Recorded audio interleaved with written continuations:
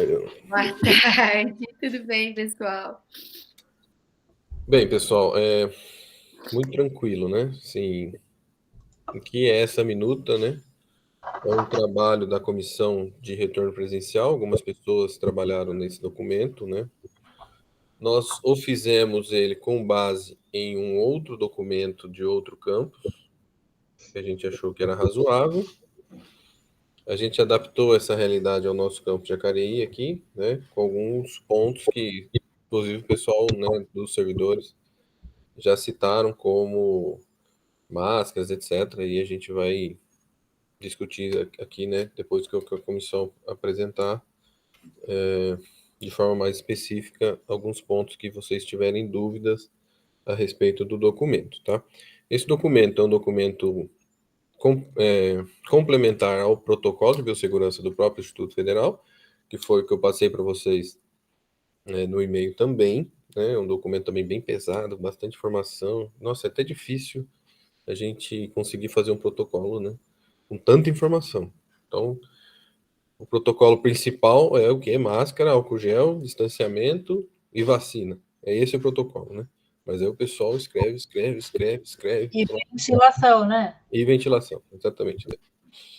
Então a gente fez, eu já agradeço de cara, né, toda a comissão. A gente fez um trabalho, né, sem muita pressa, mas com todo o carinho aí, cuidado para a gente ter um retorno mais seguro possível. Ah, por que está apresentando esse protocolo agora, Wagner? Vai voltar agora, esse semestre? Não, gente, é muito difícil que a gente volte esse semestre, tá bom? É um protocolo para a gente já se preparar para o semestre que vem. E aí agora é um bom momento da gente fazer isso, porque a gente vai conseguir fazer essa preparação para o retorno com mais calma e da forma que deve ser feito, ok? Uma vez o protocolo aprovado, que a gente vai passar no Concan na terça-feira, a gente já pode já discutir nas áreas, se for o caso, como que a gente vai fazer, quais disciplinas, etc. A ideia, né, da comissão, depois a Débora vai falar isso, é que a gente retorne parcialmente no semestre que vem, ainda na etapa 3. Então, é bom que os cursos também discutam isso, né? Como que vai ser esse retorno na etapa 3 no semestre que vem, mesmo já considerando, sei lá, 80% das salas, alguma coisa nesse sentido. Ah, lógico, tem salas que tem 15 alunos. Essas salas com 15 alunos provavelmente voltarão todos os alunos, ok? Mas como não vai ser obrigatório o retorno na etapa 3, pode ser que algum aluno não se sinta seguro de voltar, eu digo, em fevereiro do ano que vem, ok? Vamos tentar, né? Vamos tentar, não, vamos propor ao Conselho de Campos que a gente passe para a etapa 2 também agora na terça-feira. Junto com a minuta, a gente mudaria para a etapa 2. O que é a etapa 2? Se algum aluno quiser ir lá no campus, né, fazer alguma visita no campus, ver como que é o campus. Eu pensei até em propor para os alunos que ingressaram esse ano de fazer uma visita no campus, tanto do integrado como dos técnicos e dos superiores, porque eles não conhecem o campus, ok? Seria interessante nesse sentido. E alguns professores, né, a Kawab, não sei se ela está aqui, mas ela falou de fazer um experimento com os alunos surdos lá no campus. Então, essa etapa 2 é mais para esse movimento, né, de a gente,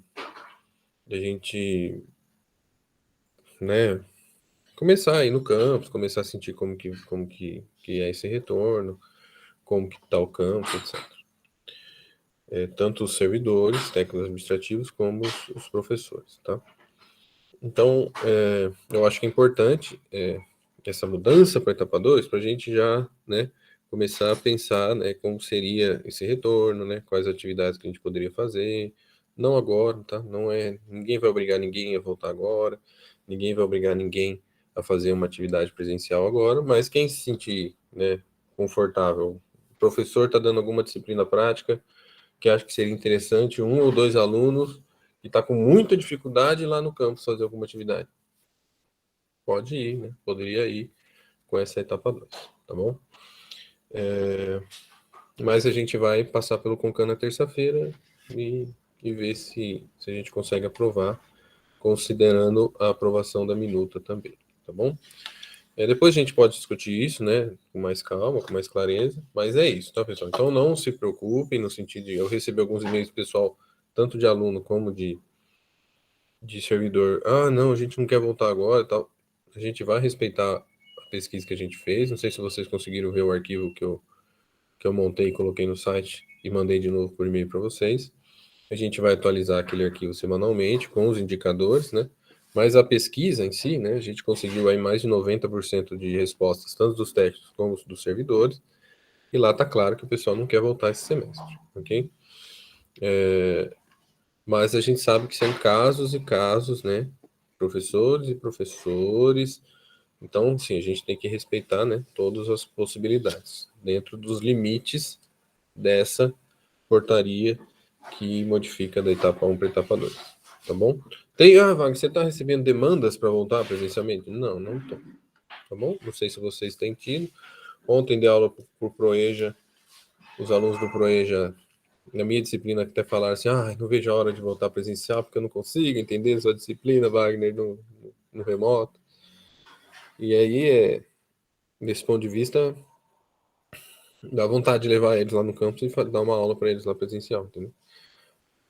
Porque são poucos alunos, né? Uma turma pequena, a gente tá falando de 5 alunos. Eu acho que não teria problema nenhum. Mas, sigamos, tá? Sigamos. Na etapa 3 existe a possibilidade da gente exigir que os alunos que vão ao campus sejam os alunos vacinados, ok? Isso a gente pode pedir, uma vez que os outros teriam uma alternativa de forma de trabalho. E aí, esse período, né, de agora até final de dezembro e começo de fevereiro, que a gente está prevendo aí pelo menos uma semana no calendário para a gente fazer o planejamento de retorno, lá em fevereiro, a gente pensar em como a gente faria um ensino de um público que parte está em casa e parte está na escola, tá bom? Wagner, pode ser que nessa discussão a gente chegue na possibilidade de ter os 40 alunos? Pode ser, tá bom? Mas isso a gente vai fazer com calma. A comissão, a princípio, pensa que o melhor momento, o melhor desenho seria um retorno parcial, 80%, 70%, e aí a gente vai evoluindo a cada 15 dias ou a cada mês para mais pessoas dentro do campus, ok? Mas tudo é discutível e a gente está aqui exatamente para isso, tá bom? Débora, você quer começar? Fica à vontade. A Débora vai falar um pouco do que a gente fez, né, na comissão e alguns estudos que ela fez de espaços, né, de lotação dos espaços, de quais são os pontos que a gente tem que tomar cuidado em termos de ventilação dos locais e assim por diante. A Débora foi Sim, fundamental nessa comissão. isso é Sem a Débora, não importante, pelo amor existiria. de Deus, gente. Obrigado, Débora. Então, basicamente, a gente fez um levantamento inicial, né? A comissão começou fazendo uma pesquisa dos documentos que outras instituições, ou mesmo outros campi do Instituto Federal, já estavam publicando, né? Publicizando, na verdade, em relação a essa questão do retorno, né? Vários deles... Tchau, você vai sair, Wagner? Vários deles deixaram públicas as minutas, né, que elaboraram em relação a esse retorno, e a gente fez uma pesquisa em diversas minutas, na verdade não foi só nessa que a gente utilizou como base para o nosso documento, considerando aí os pontos mais importantes para a gente somar nessa minuta que a gente tomou como base, que foi de um dos campi do Instituto, que foi a que a gente achou mais completa, né? A gente pegou documentos de outras instituições, né? Então, a FAUSP foi um exemplo, né, de instituição que a gente também pesquisou, né, em relação a essa documentação, né, porque na FAUSP tem um grupo, né, de pesquisa que é o Laboratório de Conforto, né, Ambiental, o Labout, né, onde eu fiz meu doutorado, e eles fazem muitas pesquisas em relação ao ambiente interno, à contaminação de ar, à taxa de renovação de ar nos ambientes e tudo, e eles foram quem elaborou, né, a proposta de retorno, né, e a ocupação paulatina dos lugares lá do edifício da FAO, né, e foi um dos parâmetros que a gente considerou para montar essa minuta, né? Mas além das minutas todas que a gente pesquisou, né? E o Wagner também pesquisou legislação e tudo, a gente também leu artigos, né? Para pensar nessa formatação final, né? E para pensar nisso também em termos de uma estratégia para a gente ir voltando a ocupar o campus, né? Então, como o Wagner falou, a gente está pensando em fazer uma ocupação paulatina de uma forma bem gradual, né? Vou mostrar aqui o que embasou esses cálculos, né? Mas também a gente fez uma vistoria lá no campus, né? A gente foi presencialmente lá testar, né, se a gente tem alguma carência em termos de renovação de ar nas salas de aula, nas salas do administrativo, no nosso edifício principal, né? Eu acho que lá na Casa Rosa, por enquanto, é um pouco mais complexo, assim, talvez não seja para agora a ocupação lá, a gente vai ter que pensar. Mas no nosso edifício, né, a gente foi verificar isso, né, e a gente foi pensar em estratégias de controle, de acesso, de verificação de temperatura, de fornecimento de álcool e de controle de entrada mesmo, né, para verificar se alguém está oferecendo um risco maior em potencial, né, nos locais que a gente vai fazer isso, quem que vai fazer isso, né. E a gente também fez testes, né, de como que o nosso prédio poderia funcionar, né, para atender essa questão da renovação de ar nas salas de aula, que é o elemento principal, na verdade, né? Assim, em termos de evitar contaminação por vírus, né? A questão da ventilação é a questão fundamental, né? Então, sem ela não se faz, né? Nenhum plano, nem se começa a pensar, né? Então, a gente foi lá no campus e fizemos um teste que é bem, assim, é uma metodologia meio tosca, mas que funciona, né? Que é de testar se a renovação do ar das salas, né? Se a gente tem ventilação cruzada nas salas de aula, né? Então, principalmente, né? E o que é a ventilação cruzada nas salas de aula, né? Ou em qualquer ambiente interno, né? A gente pega as salas, né? Um quadrado, né? Então, o ar tem que entrar por uma fachada ou por uma face dessa sala e ele tem que sair por outra. Isso é a ventilação cruzada e é isso que traz a taxa de renovação de ar e a descontaminação dos ambientes, né? A gente não pode funcionar de maneira nenhuma sem ventilação cruzada nessas situações. Não deveria funcionar nunca em nenhuma situação, mas principalmente nessa da pandemia, a gente não pode funcionar sem ventilação cruzada, né? Então, uma das diretrizes aí que são principais em toda essa minuta, né, é a questão da gente sempre que a gente estiver ocupando lá o prédio, as salas, etc., a gente se certificar de que essa ventilação cruzada está acontecendo. Então, as janelas têm que estar abertas e desobstruídas, né? Então, se precisar fechar a cortina, fechar o mínimo possível para deixar o ar entrar. Aquelas janelinhas do corredor, né? Que a gente muitas vezes evitava de deixar aberta por causa do barulho, né? A gente vai precisar deixar aberta, né? Aquelas janelinhas do corredor altas lá, e a gente vai precisar deixar a porta aberta, né? Evitar sempre fechar as portas, né? Eu sei que tem uma questão de acústica que é terrível, né, pra gente, porque tem muitas salas lá, principalmente no segundo pavimento, que são porta com porta, né? E aí, às vezes, a gente está dando aula e a gente está escutando o professor da outra sala também dando aula e vira uma confusão, né? Mas eu vou mostrar algumas possibilidades aqui de estudos, na verdade, isso que eu vou mostrar não está nem na minuta, mas é um fator de diminuição de risco que eu quero apresentar, e a gente pode até pensar nisso, não para colocar na minuta, mas para a gente depois tentar implementar isso se resguardando um pouco mais, né? E a gente verificou, né, que as salas de aula em geral, e as salas do administrativo também, menos a da coordenação, e tem algumas que eu vou mostrar para vocês, tem essa ventilação cruzada, ainda mais agora considerando aquela saída de incêndio que a gente tem, né? Que a gente vai precisar sempre manter aberta. Então, isso aí precisa ser uma coisa que todo mundo olhe e entenda, né? Que aquela porta precisa sempre ficar aberta, porque aquela porta lá, ela dá uma pressão de circulação de ar no corredor que faz todas as salas se ventilarem, né? Então, é super importante.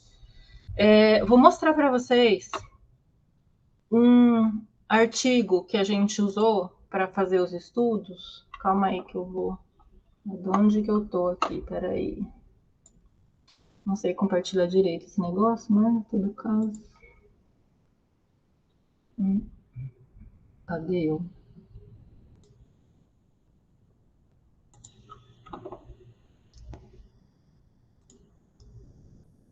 Vocês estão vendo aí, não, meu compartilhamento? Estamos vendo, Débora. Tá. Aqui, ó, nesse artigo, eles fizeram um estudo sobre mitigação de riscos, né, de contaminação em ambientes internos, né, e eles sugerem várias medidas, né, mas uma delas que eu acho que um dos dados que eles trouxeram, que eu acho que é bem interessante de mostrar, é esse aqui, porque ele junta já vários itens que a gente pode considerar, né?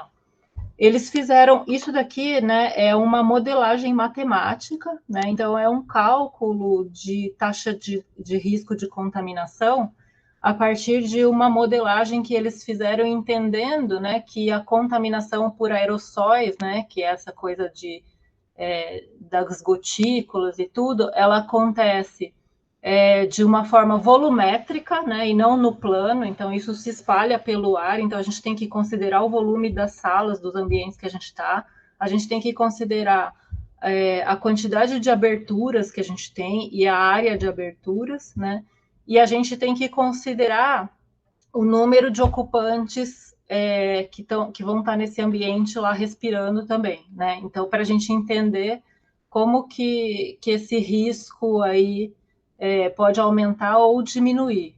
Outro fator que eles consideraram aqui nesse cálculo dessa modelagem foi o índice lá de...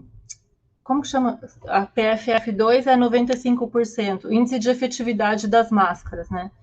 90% eles estão considerando a PFF2 e eles estão considerando também o uso de outras máscaras com efetividade de 50% a 100%, né? É muito vago, na verdade, né?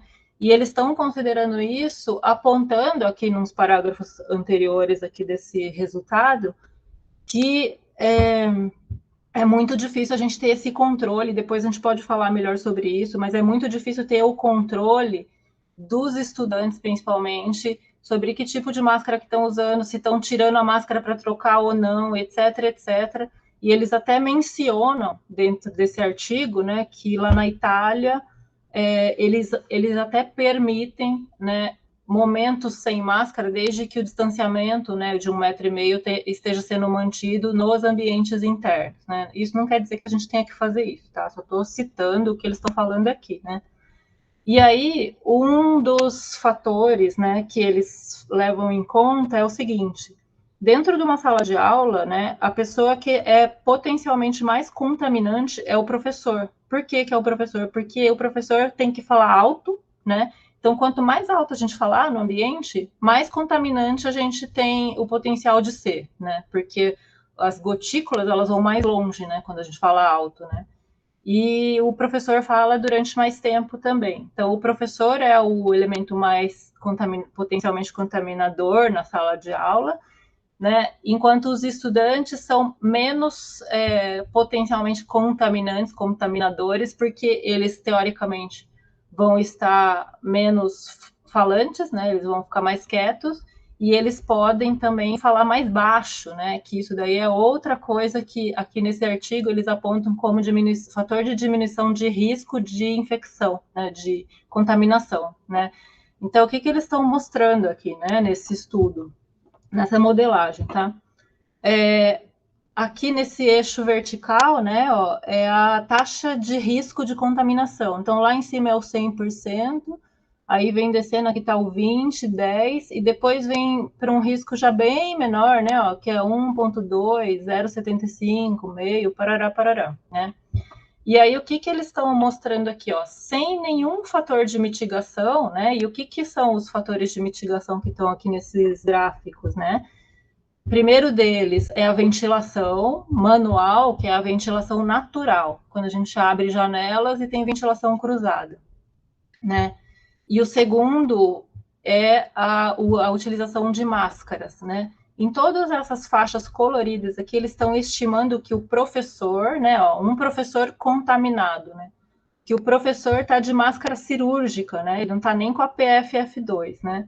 Então, sem fazer mitigação nenhuma, ou seja, aberturas fechadas e as pessoas o professor sem máscara, né? A chance de contaminação vai lá em cima, perto do 100%, não dá nem para ler aqui, está tudo embaralhado, mas é altíssima, né?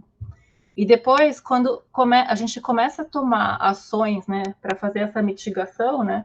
Então, por exemplo, só a ventilação natural no inverno, né, que tende a ser menor do que no verão, né, porque a gente não deixa as janelas tão abertas e tudo, mas se tiver um mínimo de ventilação cruzada, né, esse risco potencial de contaminação já cai ali para perto de uns 15%. E o risco vai caindo conforme a gente vai adicionando ações de mitigação, né? Então, aqui, por exemplo, né, nessa faixa azul, ó, né, ventilação natural no inverno, mais o uso de máscaras, né? E aí a gente já tem uma redução bem forte aqui, né? Ó, já está aqui um pouco para baixo de 0,5%. Tem uma faixa aqui, né? Ó, entre 0,5% e 1% de risco de contaminação. E aí a outra, essa faixa amarela é ventilação manual no verão, ventilação natural no verão, né? Mais o uso de máscaras que não é nem a PFF2, né? Já vai para um risco bem baixo, e se tiver a ventilação natural no inverno com o uso de PFF2, né? O risco é muito baixo, né? E aí, nesse estudo, o que eles fizeram, né, como estimativa? Uma modelagem de quando o professor fala com o microfone, né? E ele não precisa falar tão alto quanto ele falaria sem o microfone e com a máscara, né? E eles apontam aqui, né, que se a gente utilizar microfone na sala de aula, né, o risco cai mais ainda, né? Então, em todas essas faixas, né? Quanto mais baixo a gente falar dentro da sala de aula, né, menor vai ser o risco de contaminação, né? E para os estudantes, eles também fizeram, né, essa modelagem. Isso aqui é com o passar das horas, né? Então, aqui, ó, 0, 1, 2, 3, 4, 5, né? Aqui, na segunda hora, já fica estável o risco, né? Aqui, com relação aos estudantes, um estudante contaminado na sala, né? O risco, né? Então, é ascendente, né? Conforme passa o tempo, né? Mas também, né, se a gente for considerar que o estudante, a ventilação no inverno, ventilação no verão, e o estudante com uma máscara, o risco também já é bem reduzido, abaixo de 1% de risco de contaminação, e neste caso eles não estão considerando nem os estudantes utilizando a PFF2, porque eles falam justamente dessa dificuldade de controle, né? Como que você vai controlar o estudante que está de PFF2 ou não, e vai fazer o que com o estudante que não tiver de PFF2? Essa é a dificuldade, né? Então, e eles também demonstram aqui, né, que o estudante falando baixo na sala de aula também reduz bastante esse risco potencial, né? Aí agora eu vou mostrar uma outra coisa aqui, que é como que a gente está estimando, baseado em todos esses fatores aí, que a gente levantou, calma aí. Ai, onde eu tô, gente? Cadê eu aqui que tô perdido? Vou compartilhar agora um outro documento que é como que a gente elaborou umas planilhas, né, para a gente se orientar com relação à ocupação das salas, tá? Então eu vou falar para vocês que índices que a gente considerou, né, e como que a gente pode entender essas planilhas, né?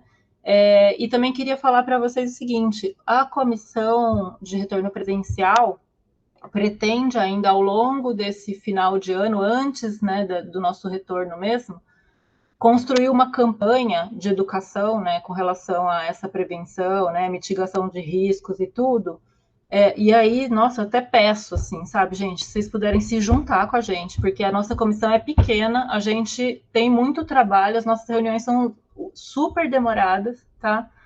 E são muitos documentos, assim, para a gente ler, coisa muito demorada, assim. E elaboração de campanha não é um negócio simples, né?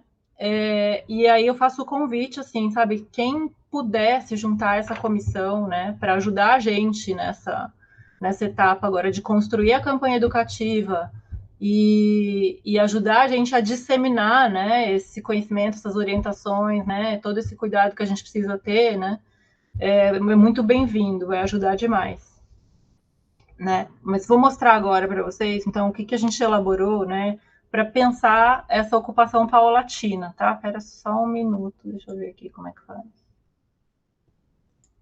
Tela inteira? Não, não é isso, não. Ah, sei lá. Deixa eu tentar aqui de qualquer jeito.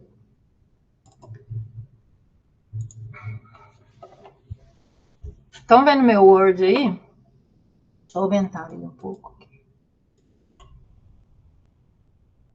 Sim, estamos vendo. Tá bom. Ó, o que a gente pensou, né? A gente pensou em estabelecer uma ocupação dos ambientes do nosso edifício principal. Ô, cara, você consegue dar um pouquinho de zoom? Pouca coisa? Consigo. Tá bom? Tá ótimo, obrigado. Nada. A gente pensou em determinar uma ocupação para cada ambiente do nosso edifício principal, baseado inicialmente num coeficiente de segurança que a gente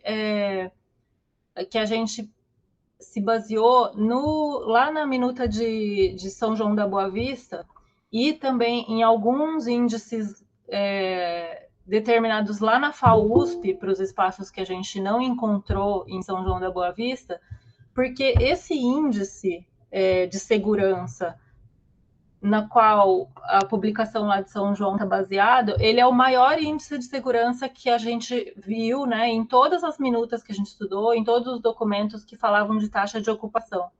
E esse índice, ele estima uma área mínima, né, aí é para sala de aula, uma área mínima de 3 metros quadrados para cada pessoa, né, em termos de círculo, de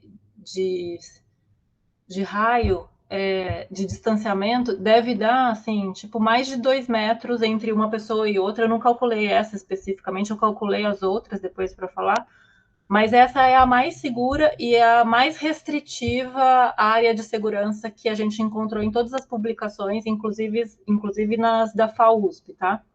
Então, tá calculado aqui, né, ó, isso aqui é o número de pessoas por ambiente, né? E aí depois vocês vão ter acesso a isso, mas a gente, enquanto comissão, né, do retorno, a gente vai colocar as placas em cada porta, determinando a ocupação máxima daquele ambiente para ninguém se perder, né? Então vai ser uma tarefa que todo mundo vai precisar colaborar para controlar bastante isso, assim, né? E não exceder a lotação combinada para aquela fase, né? E a gente pensa, na verdade, então, em estabelecer 4 fases aqui, ó, para ir aumentando gradualmente isso, conforme a gente vai constatando que está seguro de fazer, né? Então, na primeira fase, né, aqui, por exemplo, né, ó, os ambientes que são do setor administrativo, eles têm um cálculo que já é a lotação máxima por área e que vai ser mantido ao longo de todas as etapas. Por quê? Por causa do tempo de ocupação, que é maior, né? Então, eles já vão estar calculados para a margem de segurança maior, né, que é de 3 metros, no administrativo é de 6 metros quadrados, inclusive, né? E a gente vai manter isso porque as pessoas possivelmente vão passar horas lá dentro, né? Então, precisa de um índice de segurança maior, né? E aí eu quero mostrar para vocês a outra forma de entender isso. Não, vou falar primeiro aqui da diferença entre um critério e outro, né? Esse aqui, 3 metros quadrados, que é o mais restritivo. Depois, na fase 2, a gente calculou com base num distanciamento de 1,5 metro entre uma pessoa e outra, né, nos ambientes, menos nos administrativos, que vão manter o mesmo padrão. Deixa eu passar aqui para o segundo pavimento, só para vocês terem uma noção da diferença. A gente calculou com base nesse distanciamento de 1,5 metro, só que eu vou falar para vocês o que eu usei como critério para calcular lá nas salas de aula, para vocês entenderem como tem até uma margem de segurança um pouco maior do que esse 1,5 metro. Não está seco esse 1,5 metro. Espera aí que eu vou só compartilhar um AutoCAD aqui com vocês, para vocês verem. Estão vendo aí meu CAD, a planta? Sim, estamos vendo. Tá bom. Então, o que a gente usou como critério de cálculo para estabelecer a ocupação das salas de aula, por exemplo, né? A gente delimitou uma faixa aqui no começo da sala, que tem 2 metros de profundidade pela largura total da sala, né? E aí eu excluí essa área, que vale mais ou menos 15 metros quadrados, né? E contabilizei a ocupação desse espaço aqui, considerando esse afastamento de 1,5 metro entre cada pessoa. É um círculo com um raio de 0,75, né? Então, 0,75 meu mais 0,75 do coleguinha dá 1,5 metro de distanciamento, né? Para todas as salas, tá, pessoal? Todas as salas de aula. Então, o pranchetário e auditório, por exemplo, né, são salas maiores, eu considerei 4 metros aqui na frente, né? Para ter uma margem de segurança um pouco maior do que essa lotação permitia, porque se fosse o cálculo da área seco, né, a lotação parecia que era muito, assim, arriscada, né? Então, para a gente não arriscar absolutamente nada, foi assim que eu usei essa metodologia, né? Essa é a fase 2, né? E na fase 4, que é a última, né, é esse mesmo método de cálculo, descontando essa faixa dianteira aí nas salas, no auditório e tudo, mas contabilizando um afastamento de 1,2 metros entre pessoa, né, que ainda é seguro, né? E o cálculo da fase 3, né, eu utilizei a metodologia daquele artigo científico que eu mostrei para vocês, que considera a margem de segurança, né, baseada no número de pessoas pelo volume da sala. Por que eu mudei essa metodologia no meio aqui, ó? Porque ela dá um resultado intermediário, né? E ela é um resultado que mostra que é seguro, segundo aquele artigo científico, né? E ela dá um escalonamento para a gente que é mais possível, assim, né, de ser feito, tá? Então, por exemplo, né, esses ambientes que estão com uma faixa cinza aqui são os ambientes que a gente vai escalonar, vai aumentando a ocupação conforme a gente vai vendo que é seguro, né, e que não está tendo uma contaminação, porque se a gente tiver contaminação, a gente não pode progredir para ir aumentando essa ocupação, né. Então, vou só pegar aqui, assim, de salas de aula mesmo, para a gente, né, a maior parte é afetado, né, por essa, e vai atuar nesse ambiente, né, a gente começaria aqui, ó, na primeira etapa, com 20 alunos, 20, na verdade, seria que ser 20... Débora, você está falando do arquivo e você está mostrando ainda o CAD. Acho que você está falando do outro arquivo. Tá bom, obrigada, Ju. É verdade. Já vai, gente, então espera aí. Estão vendo agora? Sim. Tá bom. Então, aqui, essas linhas cinzas, tá? Aqui na planilha, são os ambientes que vão ter essa ocupação com aumento gradual, tá? Aí, aqui, sala de aula. As nossas salas têm, em média, 59 metros quadrados. 59,02, 59, né? Então, 59 redondo, né? A gente começaria com uma ocupação de 20 pessoas, né? Segundo o critério de São João da Boa Vista, que é o mais restritivo, e iria aumentando paulatinamente conforme a gente visse que tem segurança, que não está contaminando, etc. Né? Segunda etapa, 25 pessoas na sala. Terceira etapa, que daí é o cálculo lá com base no cálculo na sugestão de cálculo do artigo, né, de margem de segurança, 33.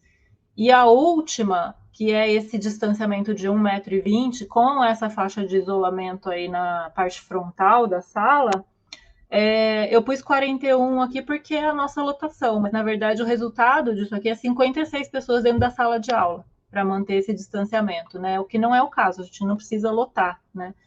Mas com um distanciamento de 1,20 m entre cada pessoa dentro da sala, só naquele espaço lá, que ficam as carteiras, os alunos, né?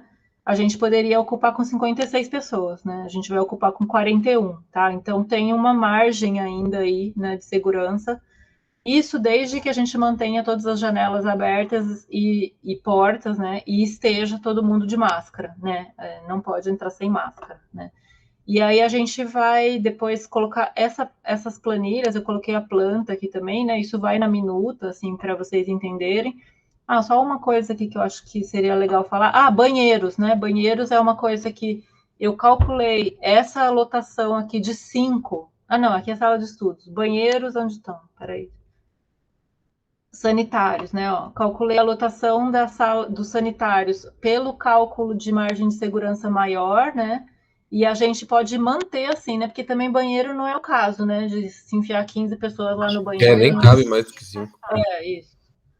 Né? Mas 5 pessoas no banheiro é uma ocupação que está dentro da margem de segurança, só para todo mundo saber, tá? É basicamente isso aqui. Não sei se... Será que tem mais alguma coisa, Wagner, que você acha que eu posso falar? Eu não sei. Não, acho que é isso, né? A gente falou das máscaras, falou do estudo que a gente propôs. A Raquel propôs 2 artigos aqui. Raquel, se você quiser falar um pouco sobre esses artigos das máscaras aqui, rapidamente. Ô, Débora, de repente você falar um pouquinho sobre o teste que vocês fizeram da ventilação lá na sala de aula, que vocês tiveram lá. Eu vou pôr só o link do artigo aqui que eu usei, para quem quiser olhar depois, tá? Não sei se assim, será que ele vai nesse artigo? Acho que vai, né? Foi aqui. Então, pessoal, a gente entrou nas salas de aula e a gente construiu um equipamento tosco, mas que funciona muito bem, na verdade, que é uma rabiola, né, de pipa, sabe? E fizemos vários testes, assim, né, estendendo a rabiola para a gente entender em que sentido que aquele ar circulava dentro da sala de aula, né? E fazendo esse mesmo teste com ventiladores ligados, desligados, né, virados para cima, virados para baixo, para a gente entender se tinha essa renovação de ar, né? E a gente constatou que sim, tem essa renovação de ar bem, assim, com folga, sabe? Com folga. Só que desde que deixe tudo aberto, janelas e portas. E para a gente tem que ser obrigatório isso. A gente não pode ficar em ambiente fechado e a gente não deve ligar ar-condicionado também durante esse período, né? Porque a questão do ar-condicionado é que não dá para a gente se certificar que aquele filtro está filtrando corretamente, tá? E aí a gente precisa dessa taxa de renovação com ventilação natural, que é o jeito de garantir essa desinfecção do ambiente, né? Acho que é isso. Não sei se o pessoal da comissão quer falar mais alguma coisa. Alguém quer falar, gente? Peguem aí a palavra, por favor, e falem. Entendi. Raquel, fala da máscara, por favor. Por mais que você cadastre assim, C11A, C11B, mas é outro A Aline está falando aí, Wagner. Cadê a Raquel? Oi, pessoal. Desculpa, eu estou meio despreparada aqui. Bom, o que eu coloquei das máscaras, né? Eu coloquei aí um site da Johns Hopkins, né? Que é uma instituição que eu acredito ser séria. Hoje em dia, pessoal, nós estamos vivendo momentos muito, muito difíceis na ciência, né? É difícil saber onde pegar informações confiáveis, né? Tem distância de tudo, né? Fica difícil saber onde temos credibilidade, no que confiar. Né? Vocês veem aí que não é novidade para ninguém, que mesmo especialistas, médicos e profissionais da saúde, né? Formados naquilo que a gente acredita serem instituições boas, eles têm defendido aí metodologias, ensaios clínicos sem um mínimo rigor. E mais do que isso, né? Esses trabalhos, eles têm sido publicados, né? Então, eles têm virado o que a gente chama, entre aspas, de conhecimento científico, e que convence muita gente, né?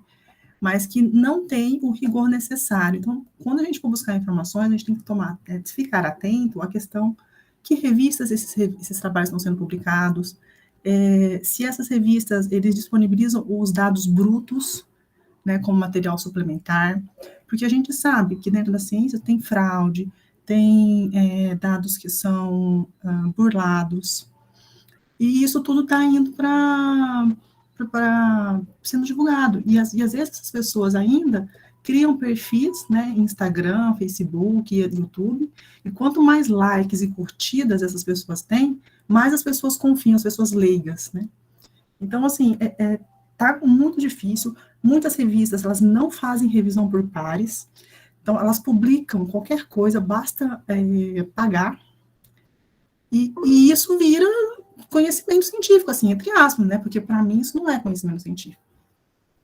Então, assim, cabe a nós, como instituição, definir, né, onde que nós vamos buscar as nossas informações, né, para a gente tomar as nossas decisões que nos deixam seguros como pessoas e põe as pessoas que a gente ama em segurança também. Então, assim, eu fiz as minhas escolhas, né, então eu busco bastante informação no que a Johns Hopkins está publicando.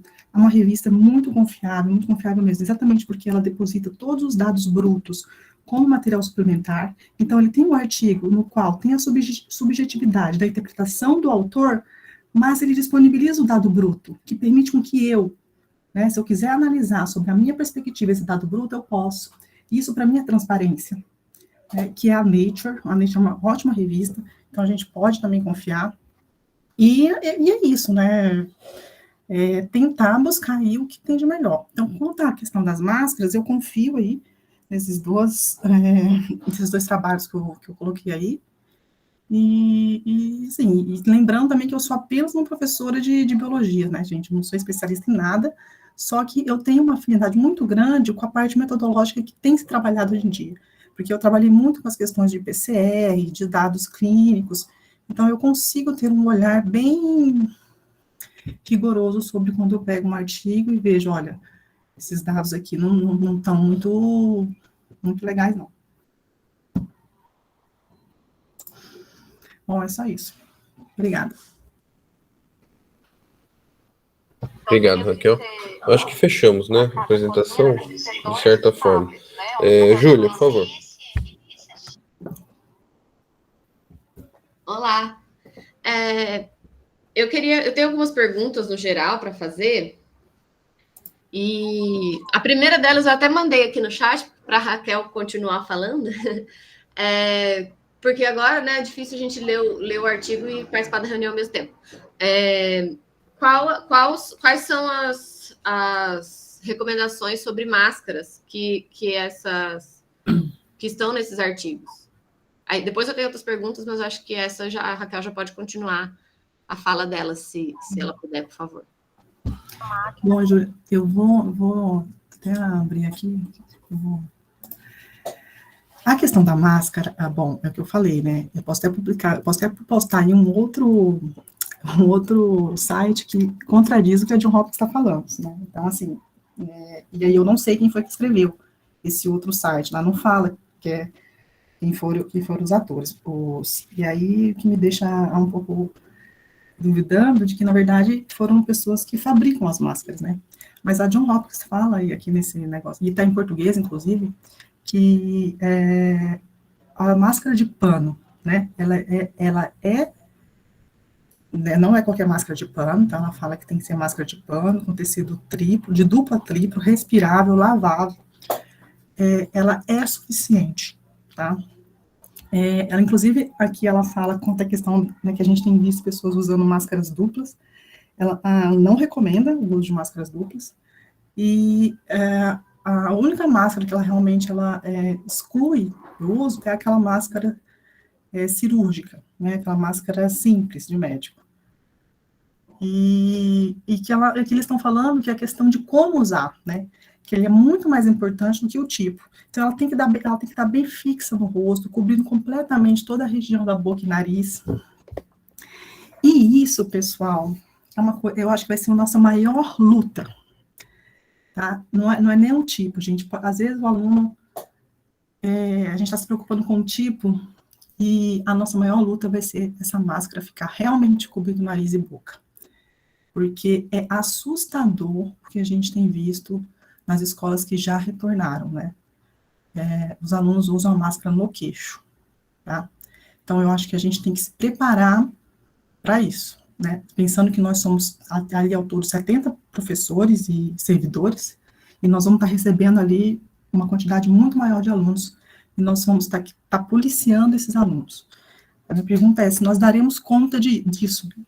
Então, a questão do uso dela é algo muito mais preocupante do que o tipo. A outra questão das máscaras, a gente tem que pensar numa máscara que ela seja confortável, porque o nosso aluno do tempo integral, ele vai ficar de manhã até à tarde. Então, se a máscara, ela incomoda, ou se a máscara, ela fere o nosso rosto, isso aí é muito pior do que uma máscara que não tenha eficiência de 95%, tá? Então, se a máscara, ela tem eficiência de 60%, 70%, isso não é relevante, tão relevante quanto a questão do uso correto dela. Tá? Por quê? Porque nós estamos num ambiente que não é um ambiente hospitalar. Se nós tivermos ali, né, por acaso, não sei, dentro de 1.000 alunos, 50 que sejam alunos contaminados assintomáticos, a carga viral do ambiente é muito baixa. E para a infecção, para que haja uma infecção, uma transmissão, a carga viral precisa ter um mínimo, né, que possa, então, sair dali da região naso-oral daquela pessoa, ultrapassar aquela barreira da máscara, para contaminar outra pessoa que também está de máscara. Então, assim, a gente está falando de um ambiente que é muito diferente de quando começou a pandemia. Pensando ainda que nós seremos a maioria vacinados. Então, assim, se conseguirmos usar máscaras, mesmo que ela seja de pano, aqui como a John Hopkins está se referindo, de pano, dupla camada de tecido, algodão, respirável, bem ajustada, que não incomoda, que não fere o teu rosto, né? Isso também tem artigos falando que o prejuízo que é quando a máscara ela machuca o rosto. É pior você ter um ferimento no rosto, nesse momento, né, uma máscara que você acha que é 95% confiável, do que você usar uma máscara que é 70% e ela estar bem ajustada no seu rosto. Então, assim, são vários pontos que eles analisam para falar ou para dizer o que é melhor ou não. Não só a eficiência de filtrar, sabe? Porque não é só isso que tá em questão, né? Nós vamos lidar ali com pessoas e a questão de usar ela corretamente é o principal. E outra, né? Hoje em dia, é diferente de quando a gente começou a pandemia. Hoje a gente sabe muita coisa sobre o vírus, né? E a gente sabe que ainda assim o vírus ele não voa, ele não anda, né? Ele não se locomove, ele não se reproduz no ambiente.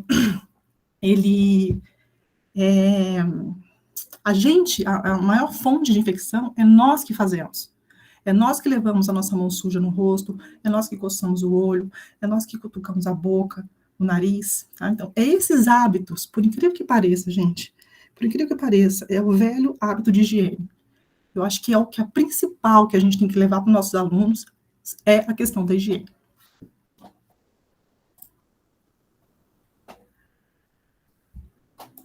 Obrigado, Raquel. Júlia. Olá, eu queria primeiro agradecer muito a todos que participaram da comissão e a explicação das colegas, o que o Wagner falou, né, da Débora, que os estudos que ela já estava fazendo antes da pandemia sobre os espaços do nosso campus vieram a calhar, e ter esse tipo de cálculo detalhado com a nossa planta, etc., é uma coisa que, obviamente, eu não poderia fazer, e acho que a maior parte de nós não poderia, né? Então, é muito salutar a gente ter, nesse momento, especialistas aqui no campus para a gente poder ficar mais tranquilo, né? Eu fiquei mais tranquila com a exposição da Débora e da Raquel, né, explicando detalhadamente quais são as medidas e o que deve ser feito, baseado na especialidade delas, que eu não vou discutir, obviamente, porque não é a minha especialidade. Eu ainda fico preocupada em relação à qualidade da máscara utilizada pelos alunos. Se a máscara não for fornecida pela escola, porque, por exemplo, a máscara de pano, né? O aluno está usando a máscara de pano, a gente não sabe se é de quantas camadas é a máscara, se a máscara é apropriada, se ela tem aquele clipe nasal que ajuda a fazer com que ela encaixe melhor no rosto. E aí a gente teria pouco controle da qualidade da máscara que os alunos usariam, né? A gente vê, aí a Raquel estava falando, né, que o pessoal usa máscara no queixo, na testa, em todo qualquer lugar, menos no lugar certo, né? Cobrindo o nariz e a boca. E eu já vi muitas pessoas, né, com uma máscara de malha, de uma camada de malha, ou de tecidos sintéticos, que são bem finos e não protegem. Então, assim, se não é recomendado que seja usado a máscara PFF2, de acordo com os estudos analisados pela Raquel, e eu, né, confio na análise dela, porque é justamente a área dela, então ela tem mais propriedade para fazer essa análise, que pelo menos os alunos tivessem alguma maneira de padronizar, né? Então, que a escola desse, por exemplo, um kit com máscaras de pano para os alunos, e que os alunos tivessem que usar essas máscaras em sala, na escola, né? Não só na sala, para a gente ter certeza de que pelo menos eles estão usando máscaras de acordo com as especificações, porque senão a gente não vai mandar o menino tirar e conferir se tem, quantas camadas tem, né? Sendo a máscara que a escola forneceu, acho que isso seria mais tranquilo, né? Tem até um estudo da USP, que acho que vocês devem estar familiarizados, que ele testou vários tipos de máscara, né? E tem máscara de pano que tem a proteção de 15%. Essas de uma camada só de malha, sem, né? Fora dessas especificações que a Débora e a Raquel falaram. Então, se a gente libera qualquer máscara de pano para os alunos, vai entrar o pessoal com máscara de crochê. A Raquel deve ter vontade de se jogar do 10º andar quando vê as pessoas usando máscara de tricô. Mas eu já vi várias pessoas com máscara. Ô, Jolie, quando você tá andando na rua, a pessoa tá de máscara, tá bonitinha, e de repente ela tira a máscara e começa a cutucar o dente. Então, nossa, eu quero morrer. Ou então tira a máscara para falar, né? A pessoa usa máscara o tempo todo, e na hora de falar ela tira, que é para você poder ler os lábios.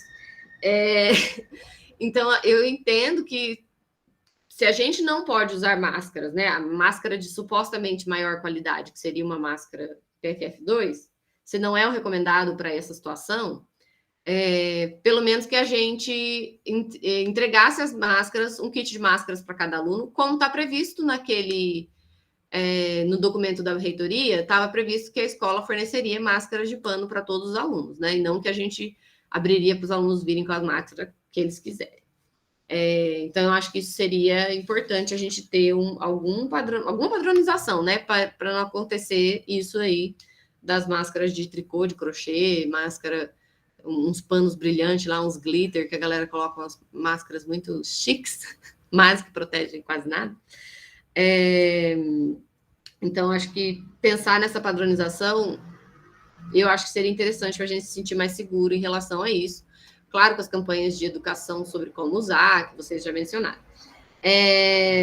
Então, isso é um ponto, né? A escola fornecer máscaras para que a gente tenha uma certa padronização, e a máscara de pano, como ela é reutilizável, a escola não teria um gasto constante, né? Forneceria uma vez 3 máscaras para cada aluno. Eu não me lembro, tinha um número naquele documento da reitoria, né? De máscaras para entregar para os alunos. Isso é a questão número 1. A questão número 2 é uma questão até burocrática. Se a gente tem previsão, certeza, confirmação, né, alguma ideia sobre a vigência da 5227, porque ontem na comissão de calendários surgiu o assunto de que talvez no ano que vem voltasse, né, tudo 100% e não tivesse essas etapas, né, que a gente previu e poder fazer uma parte do ensino com atividades assíncronas, né? Porque se a gente não puder fazer atividade assíncrona, né? Se ano que vem a reitoria planeja voltar 100%, a gente não vai poder fazer esse distanciamento que a Débora falou, né? A ventilação correta de acordo com o número de pessoas, etc. Então, eu sei que é uma pergunta que não sei se ela é possível de ser respondida, mas eu vou perguntá-la, né? A gente tem alguma confirmação da reitoria de que para o ano de 2022 a gente pode planejar usando a 5227 como base ou isso é incerto? E tinha mais uma pergunta, deixa eu só pensar aqui, eu anotei em algum lugar. Sim. Pensando que a gente vai poder fazer um ensino, eu esqueci o nome, vai uma parte da turma e a outra turma não vai, para não ficar todo mundo na sala ao mesmo tempo, né? Cada dia vai uma parte da turma. A Débora mostrou, acho que na fase 3 seriam 33 alunos, né? Em cada sala. No integrado, todas as turmas praticamente têm mais de 33 alunos, né? E aí, fazendo o escalonamento, a gente teria uns 20 alunos por vez, né? Porque não faz sentido ir 33 alunos num dia e 12, né? 5, dependendo da turma, ou poucos alunos no outro, né? Teria que dividir ali uma média do total da turma em 2. E não ficou claro para mim qual vai ser o critério para a gente passar de 33 para 30 não sei quanto, que ela mostrou lá, né? Começa com 22, 28, depois 33. Qual critério a gente usaria para ir aumentando o número de alunos na sala? A minha última pergunta, a Bárbara já fez, que parece bobeira, mas e a chuva? Porque quando chove ali no campus, né? Lá o campus é alto, então venta bastante. Quando chove, entra bastante água pelas janelas ali, chove dentro da sala. E a gente poderia pensar né? Igual um plano de incêndio, plano de chuva. Quando choveu, o que a gente faz? Né? Choveu, cancela a aula, choveu, vai para lugar X, choveu. O que a gente vai fazer quando chover? Porque a gente não pode fechar, né? Como o Wagner respondeu já no chat que eu vi, a gente não pode. Choveu, vamos fechar a escola toda, não dá para fechar. Mas, e se estiver molhando tudo lá dentro, né? Parece bobeira, mas o Brasil chove muito. Então, não é uma coisa que vai acontecer pouco, né? Alguma hora vai chover forte, aí o que a gente vai fazer? Talvez não, né? Usando aí os conhecimentos das nossas especialistas, pensar quais seriam as medidas necessárias no momento em que seja impossível manter a ventilação aberta. Eu acho que era isso. Então, se a gente consegue entregar máscara para todos os alunos para poder padronizar, qual que é o status aí da 5227, se ele é incerto mesmo, ou se já a reitoria nos instruiu a planejar o ano que vem, levando em consideração que isso aí estará em vigor, ou se não falaram nada sobre isso. Qual é o critério para aumentar o número de alunos na sala? E o que a gente vai fazer se chover. E por último, assim, ó, é uma coisa que não está necessariamente aqui dentro do nosso campus, a autoridade para pedir, mas sobre a vacinação, né? Para a gente exigir a vacinação dos alunos, que está tendo a discussão, que aí um diz que pode, outro diz que não pode, outras instituições públicas de ensino do Estado de São Paulo já colocaram, né, a obrigação de vacinação tanto para os funcionários quanto para os servidores, tanto para os servidores quanto para os alunos. são preocupações, né? Acho que o que a gente mais tem agora é preocupação. Algumas me foram tranquilizadas agora pela exposição das colegas, eu agradeço muito o trabalho de vocês, eu imagino como deve ser tenso estar nessa comissão, eu até pensei em entrar, mas eu acho que eu ia causar muito, porque eu ia ficar muito preocupada. Então, eu deixei para os especialistas mais tranquilos tomarem essas decisões que está dentro de seus campos de atuação. Mas aí são essas as minhas perguntas sobre esse assunto. Eu ficaria mais tranquila com todo mundo com PFF2, mas dado o que os colegas falaram, que o uso às vezes não é o ideal, e daí é pior usar uma de maneira errada do que usar uma outra de maneira correta, a gente vai ter que fazer um trabalho muito grande de vigia dos nossos alunos, né? E sobre o professor falar alto, os alunos do ensino médio falam muito mais alto que eu, né? Então, você coloca o risco de contaminação no cálculo lá do professor falando alto e dos alunos falando alto, porque, né, a voz deles é mais potente que a nossa. Mas é isso, eu queria agradecer e pedir esses esclarecimentos. Tá, vamos lá, Júlia. Antes de liberar para a Bárbara e para o Luiz aí, eu queria tentar responder as perguntas da Júlia aqui, algumas delas, né? Eu acho assim, quanto à máscara, a gente consegue adquirir, tá? É possível.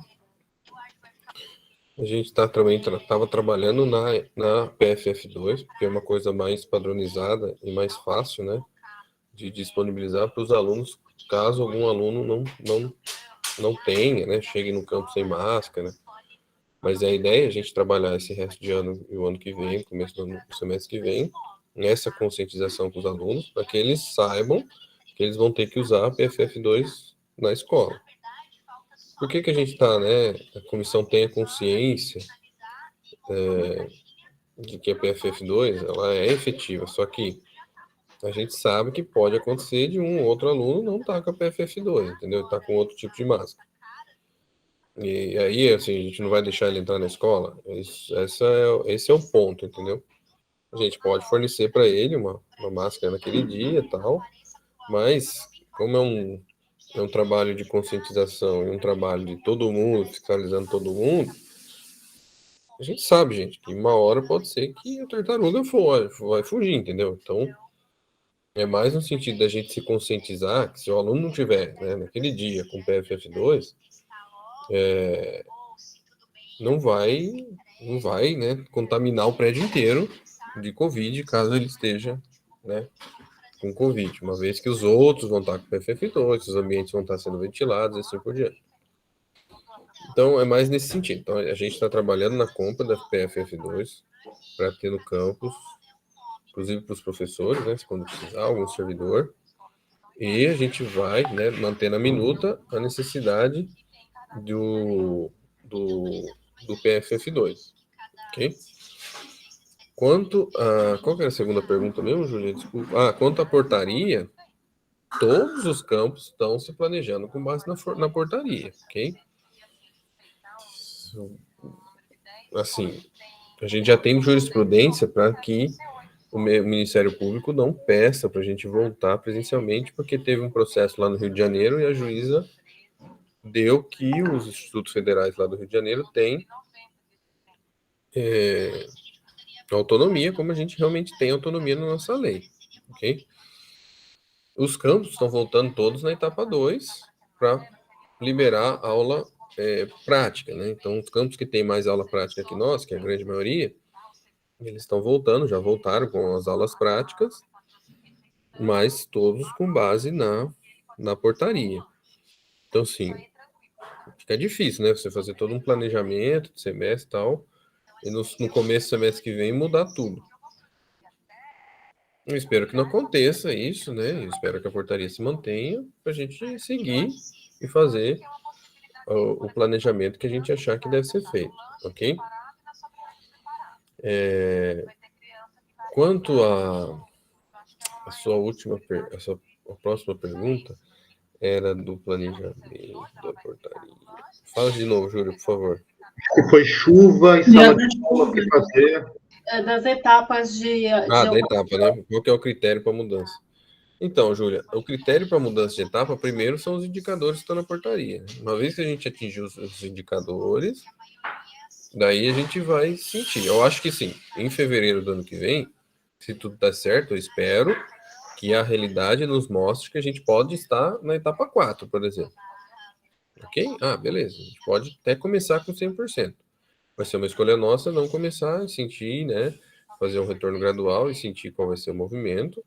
E aí, a gente pode, assim, nós da comissão pensamos em ser um movimento a cada 15 dias, ou a cada 20 dias, ou até mesmo um mês, para a gente ir aumentando gradualmente isso, uma vez que a gente não tenha, né, casos, a ocorrência de casos. Então, vai ser praticamente 3 critérios, né? A portaria, os indicadores da portaria, o tempo, e dentro desse tempo, se a gente vai ter caso ou não vai ter caso, entendeu? E aí vai aumentando a nossa segurança em relação aos procedimentos que a gente está utilizando. E agora, quanto à chuva, realmente vai ser um problema isso, pensar como que a gente pode resolver. O que a gente pode pensar, se as janelas estiverem bem reguladas, a gente pode conseguir mover a janela a ponto que ela não feche e de certa forma, evite a entrada de chuva em excesso dentro da sala, ok? E isso pode ser que dê certo. Que a janela faça esse trabalho dela, de não ficar totalmente aberta, mas ela vai ficar aberta a ponto de circular o ar e não entrar chuva. Eu acho que pode ser que a gente consiga alguma coisa nesse sentido, caso realmente a chuva venha no sentido, né, de fazer com que a água entre nessa janela. Se por acaso, né,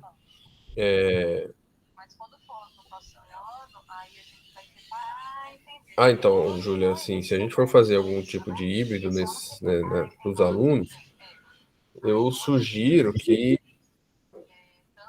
a gente mantenha os computadores emprestados, ok? Porque os alunos a não ser que o aluno, a gente consiga, por exemplo, uma turma, né, que todos querem voltar, ou que uma parte que não queira voltar, seja os 7 alunos que ficarão em casa o tempo todo, entendeu? Daí os alunos que a gente sabe que vai voltar, os 33 que vão voltar, a gente fala para esses devolverem os computadores. Mas, a princípio, eu pensaria em fazer as aulas fora do laboratório, né? Só as salas de aula, e se tiver algum trabalho no laboratório, aí que eles façam, enquanto estiver no híbrido, em casa, para não ocupar o laboratório. E aí, a gente poderia fazer isso bem pensado, né?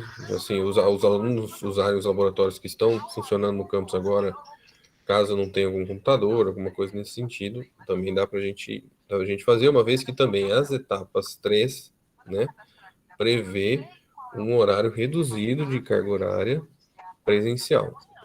O horário de aula, né, presencial, não é o horário normal de aula.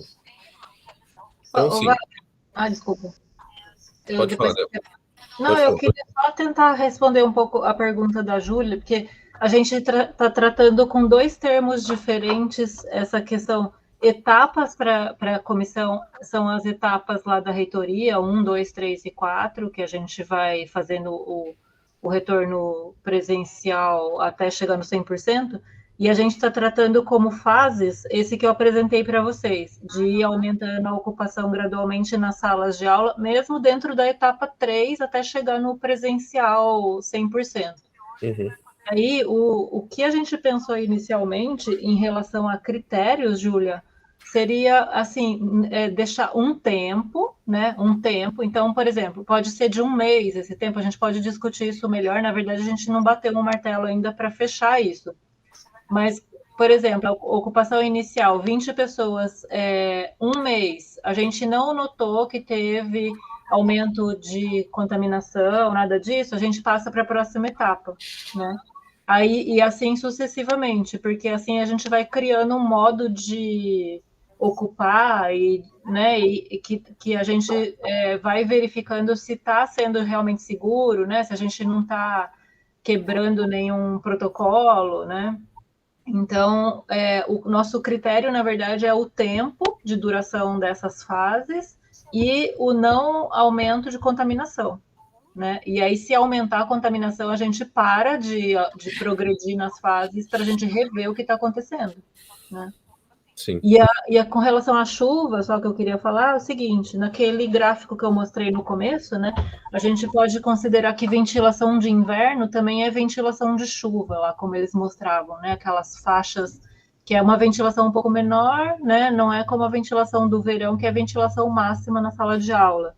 Mas o que eu acho que seria uma coisa que seria mais seguro de fazer é o seguinte, a gente vai ter a taxa de ocupação das salas, a capacidade de ocupação nas plaquinhas nas portas, né? E num dia de chuva, por exemplo, se a sala não tiver com a ocupação máxima, se tiver com uma ocupação menor do que é possível, eu acho seguro, desde que se mantenha a ventilação mesmo um pouco menor, né? Que a gente vai ter que talvez fechar um pouco mais as janelas, tudo, mas desde que mantenha aquelas janelas do corredor e a porta abertas, daria para continuar ocupando. Mas se a sala tiver com ocupação máxima, eu acho que, como medida de segurança, a gente deveria desocupar, não deveria ficar na sala de aula, com o ambiente fechado. Isso que eu ia falar, que uma possibilidade é ver se tem outra sala que está do outro lado, por exemplo, do prédio, que não está pegando chuva, e aí a pessoa muda de sala. Pode ser uma coisa que a gente pode incluir no protocolo, sim. O horário do Concan na terça-feira é às 2h30, tá? A gente vai transmitir, como a gente sempre transmite. Luiz, por favor. Olá, Wagner, boa tarde, Débora, boa tarde aí, comissão, acho que pelo excelente trabalho. Já me coloco, viu, Débora, à disposição, se, né, dentro do possível que eu puder ajudar, fico à disposição. Acho que é na mesma linha da Júlia, porque ontem também participei da comissão do calendário, se a comissão está pensando, quando a gente olha a portaria 5.227, principalmente no artigo 7º, que fala que deve voltar presencialmente, né? Deve. Quando você olha as taxas de ocupação de UTI, está tudo abaixo de 30% já, né? Jacareí está em torno de 25%, São José 23%. Então, é isso que está acontecendo. Eu acabei de falar com a minha filha, que ela é coordenadora no fundamental de um colégio grande aqui de São José, né? Sistema de ensino, já voltou presencial, só que não está 100%, porque ainda está no decreto a questão do distanciamento. Mas ela acabou de dizer para mim que semana que vem o secretário de Educação de São Paulo, não tem nada a ver com a gente, mas só para contextualizar, vai emitir um novo decreto liberando o distanciamento dentro das escolas. Então, nesse sentido, o que eu queria colocar para a comissão? Vocês estão pensando, né, no plano de vocês, como um plano B, para o início do ano que vem, 100% de presencialmente, voltar a 100%, eu acho, assim, em termos assim, seguro, né, pelo andar da carruagem, todo o movimento que está acontecendo de retorno, está tudo voltando, a gente deveria, sim, pensar nessa possibilidade desse retorno 100%. Porque, embora a gente tenha autonomia, esse discurso, essa coisa toda, entre aspas, né? A gente tem uma autonomia muito relativa. E vai todo mundo voltar, todo mundo já está voltando. Então, a minha preocupação é só para a gente, sabe, para não ter aquela coisa do trabalho, fez todo um trabalho e chega lá no final, lá em fevereiro, aquilo que o Wagner falou, não, tem que voltar 100%, não tem jeito. Então, eu acho que a comissão deveria, sim, pensar nessa outra possibilidade de um retorno 100%, o que faria? De que forma que seria feito isso? Então, é só essa colocação, né, porque é um movimento que já está vindo, né? Eu tenho uma esposa que está na educação infantil, já está 100% faz tempo, né? Mas educação infantil é uma outra coisa, né? A gente não vai conseguir, eu acho que a pressão vai ser tão grande em cima do IFE, principalmente do integrado, né, que eu não sei se a gente vai ter, né, vamos dizer assim, fôlego para resistir, né, da comunidade, da justiça, dessas coisas todas. Então, eu acho que valeria a pena pensar, sim, numa possibilidade do retorno 100% a partir do ano que vem. Eu acho que teria que ter isso como carta na manga, na minha opinião.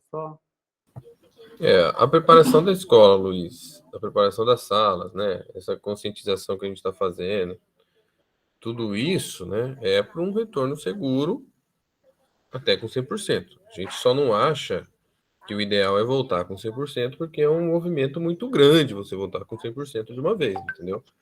A gente estava no remoto e daqui a pouco, né, a gente vai receber todos os alunos sem ter tido uma experiência, né, de protocolos, né, de como que eles vão se comportar, esse tipo de coisa, entendeu? É mais nesse sentido do que o medo de contaminação, alguma coisa nesse sentido. Então, se nosso movimento é para o retorno, 100%. Se for obrigado a voltar, a gente vai ter que voltar, não vai ter jeito. Se a gente tiver essa possibilidade de escolha que a gente tem ainda hoje, a gente vai tentar fazer esse movimento para a gente entender, né? Todo mundo se sentir mais seguro. Lógico, quando a gente for lá para a escola, ver que as coisas estão funcionando, os protocolos estão dando certo, os alunos estão respeitando o uso de máscara, a gente não está tendo caso de contaminação, a gente vai se sentir mais seguro e a gente vai até querer que os alunos voltem, porque fazer o ensino híbrido vai ser muito ruim, entendeu? Tem uma coisa que a gente tem que pensar também, o ensino híbrido vale a pena? Porque vai ser uma coisa muito difícil de se fazer, principalmente para nós professores, entendeu? Então, lógico, os professores falarem, né?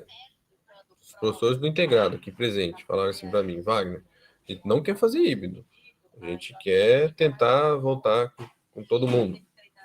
A gente vai discutir isso de forma mais cuidadosa, entendeu? Com mais critérios. Mas a ideia de preparação, né, do processo é para o retorno total. Vanessa, salas e laboratórios, a princípio, todos, né, estarão disponíveis com os seus limites de ocupação, ok? Bárbara, por favor. Oi, pessoal, boa tarde. Eu ia começar por um lado para falar, mas aí eu fiquei aflita de novo agora com essa colocação final aqui de pensar o possível retorno 100% presencial em fevereiro. Mas deixa eu voltar aqui. Primeiro que eu li os dois materiais, tanto da 5227 quanto a do nosso campus. E eu achei, assim, muito, muito legal mesmo, que nem eu escrevi, sabe? Eu dou parabéns mesmo, porque tá um manual, né? Tá bem escrito, bem completo. E a minha preocupação sempre é com a execução, entendeu? Porque para planejar, né, a gente sabe que o papel aceita tudo, entendeu? Meu problema é no dia a dia, porque a gente, antes de ter pandemia, né, tinha banheiro que quebrava, não funcionava, tinha água que faltava, não tinha verba para pagar a equipe de limpeza para ir todo dia, né? Várias coisas assim que vão acontecendo que a gente sabe que no dia a dia, né, prejudicam a execução do que foi planejado ali. Então, eu sei que todo mundo ali está tentando fazer o máximo possível, mas no dia a dia, e conforme o tempo vai passando, né, vai tendo esse relaxamento, e é isso aí que me preocupa, assim, para a gente não ter uma visão tão esperançosa, né, de que vai dar tudo certo, né? Eu imagino sempre que a gente tem que ter um pouco mais realista, né? Que tem a possibilidade, sim, de ficar doente, tem a possibilidade de ter, às vezes, ter uma turma, né, que ficou sob suspeita, essas coisas, tudo assim a gente tem que ver. Mas deixa eu retomar aqui que eu tinha anotado, porque me desestabilizei agora no finalzinho ali.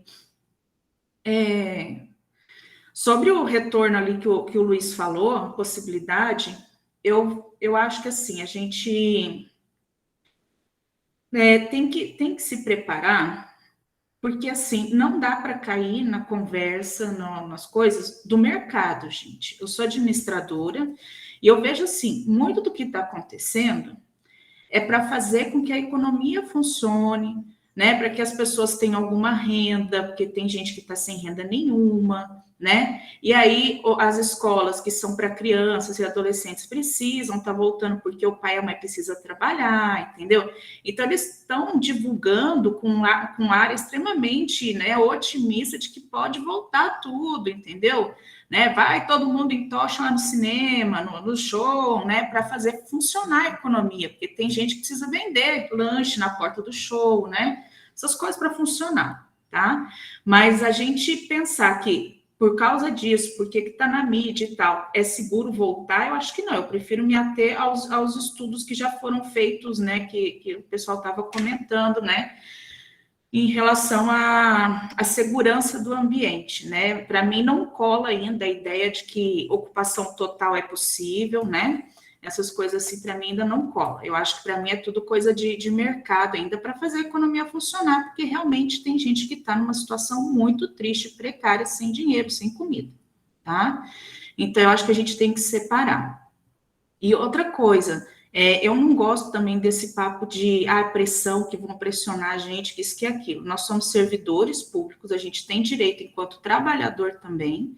E eu lembro que a gente teve uma reunião geral que um colega até questionou da possibilidade da gente começar a questionar as coisas também que são impostas para a gente, entendeu? A gente tem que ter uma defesa, né? Me incomoda um pouco o que veio lá na 5227, que o reitor, ele se isenta, né? Ele praticamente lava as mãos, volta quando o campus quiser, quando a prefeitura lá da cidade do campus disser que tá bom, que isso, que aquilo, né? Ele mesmo ali não está assinando por ele que o dia que a gente vai voltar. E aí me dá a impressão, né, porque a gente está vivendo tempos difíceis, né, em que servidor é exonerado ao vivo na internet, né, por videoconferência, na televisão, né? Então, eu fico muito preocupada de jogar nas costas do campus, da gente, o retorno, tá? Então, eu fico muito preocupada com isso. A decisão em si do retorno é presencial. Se me perguntarem, eu não quero essa responsabilidade de, possivelmente, um aluno ficar doente, porque eu falei que tinha que ser presencial a aula, credo em cruz, entendeu? Então, prefiro, se me perguntar, que seja remoto, o máximo de segurança possível. Agora, na 5227, lá no início, eles estavam dizendo, ele tem um parágrafo que fala que o servidor com comorbidade pode permanecer remoto, tá? E não dá um prazo para isso. Então, eu queria saber se isso continua valendo, né? Porque, nesse caso, esse professor que continua remoto, as disciplinas dele seriam remotas, então, né? Ou não teria como ser híbrido, ou só o aluno iria lá presencialmente, né? E o professor vai ficar dando aula por videoconferência na sala, é isso? Queria saber como é que funcionaria essa determinação da 5227, tá? A questão, né, que a gente estava falando do ambiente na sala de aula, né, tanto de chuva, essas coisas assim, sol também, a gente sabe que o sol, ele castiga bem a nossa sala, tanto de manhã, de tarde, de noite, né, ele vai em cheio nas nossas salas, porque são todas com vidro, né, aberto ali. Se a gente tem que usar a cortina é sim uma barreira de ar, né? Então, eu fico preocupada com isso também, porque as salas são muito quentes, mesmo no verão que a gente abria toda a sala, todas as janelas estavam muito quentes, e eu não sei quanto que os alunos conseguirão permanecer com máscara a tarde inteira com o sol batendo neles ali, depois de almoço, essas coisas, e nem a gente enquanto professor, né? E outra coisa que eu já tinha passado até no início, quando foi ter a comissão, como que vai fazer, por exemplo, se o aluno for, né, beber água ou comer um lanche na sala de aula? Já não era permitido comer lanche na sala de aula, né? Antes, mas o pessoal comia. E como é que vai fazer agora, por exemplo, a pessoa vai tirar a máscara, ela pode tirar a máscara para comer e beber água na sala de aula? E se ela tirar isso, e se ela ficar, por exemplo, enrolando para comer esse negócio, o que ela for comer, a água que ela for beber por muito tempo? Porque a gente vê o pessoal andando sem máscara, às vezes, na rua, no shopping, porque tá com um sorvete na mão, tá tomando um cafezinho que dura 1 hora, entendeu? Então, como é que é esse controle? Porque o professor também, na função de vigia, né? Daqui a pouco tá todo mundo, né, odiando o professor, entendeu? Então, eu fico preocupada também com o ambiente de modo geral na sala de aula e o nosso relacionamento. Porque para que a gente consiga, né, ter uma boa relação de ensino, a gente tem que estar bem, né, todo mundo se relacionando bem ali. E se fica essas animosidades, põe a máscara, Já terminou de beber água? Já terminou o café? Abre a janela, tira a cortina, tudo isso. Toda hora a gente vai acabar mais fazendo função de vigia do que ensinando, entendeu? O conteúdo. Eu fico preocupada com todos esses aspectos aí. Então, é isso. Eu queria perguntar, na época lá das máscaras, que o pessoal falou, eu queria perguntar um negócio. Por exemplo, a gente vê na televisão que algumas escolas puseram aquela proteção de plástico na carteira dos meninos, né? Algumas ainda usam aquele face shield. Isso funciona mesmo? Valeria a pena? Entendeu? Como é que é essa situação? É curiosidade mesmo que eu tenho. Eu queria só falar sobre uma questão que a Bárbara colocou, tá? Não queria puxar um assunto novo, não. Mas posso falar, Wagner, só de um ponto específico? Que Por favor, Diana. Então, que a Bárbara colocou, que eu acho que é bem importante, e a gente tem realmente esse problema, que é do sol incidir dentro da sala de aula, né? Então, na fachada frontal, de manhã tem sol ali, e naquela parte de trás, a parte da frente das salas de aula, né, que dão para a rua, elas são as salas mais quentes, assim, durante o período da tarde no verão. Só que a parte de trás das salas de aula, durante o verão, elas têm uma insolação que tem um sol ali que bate na cabeça dos alunos que estão naquela fileira da janela, e isso é bem problemático, e a gente sabe o quanto é calor ali no verão, né? E uma coisa que a gente pensou bem no início, Wagner, e que talvez faça sentido a gente retomar a partir de agora, é a gente pensar em infraestruturar os nossos espaços abertos para que possam ser ocupáveis por atividades de aula mesmo, né? Não vai ter a lousa, não vai ter o projetor, mas pode ter uma aula que seja um debate, que seja uma conversa, que seja, né, um outro formato, né, em círculo, sei lá o quê, mas a gente pode pensar em melhorar esses espaços externos, né? Cantina é um espaço, mezanino é outro espaço. A gente pode, talvez, ver espaços ali mais próximos do entorno da Casa Rosa, né? E talvez pensar naquelas tendas, assim, em lugar sombreado também, né? Que a gente pode colocar. Então, talvez fosse uma providência que a gente poderia voltar a pensar com mais atenção, né? Não só focar nessa ocupação interna do edifício, né?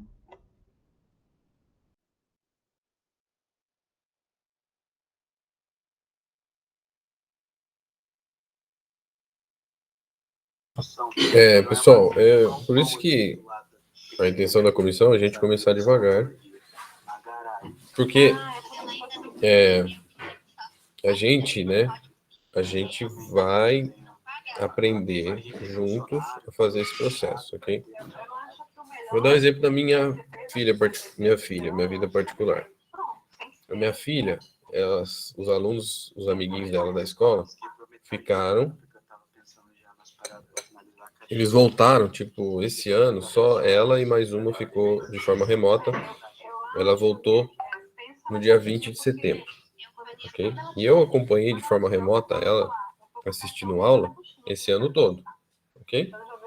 Os alunos voltaram lá no começo.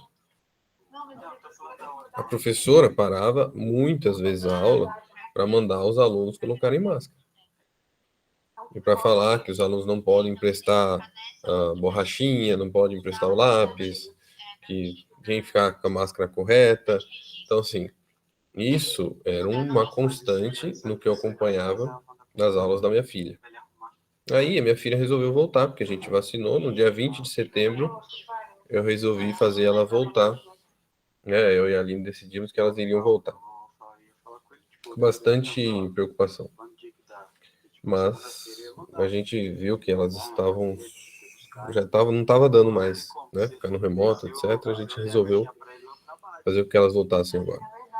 E aí a professora fez uma atividade dentro da sala de aula da minha filha mais velha e postou a foto no grupo do WhatsApp deles fazendo um mercadinho lá, comprando as coisas, né? Vendendo dinheiro de mentira e tal. E aí a primeira foto, né, foi a minha filha. Minha filha, como que minha filha tá nessa atividade? Aí a máscara da Lídia tava no queixo. Já foi pronto, né?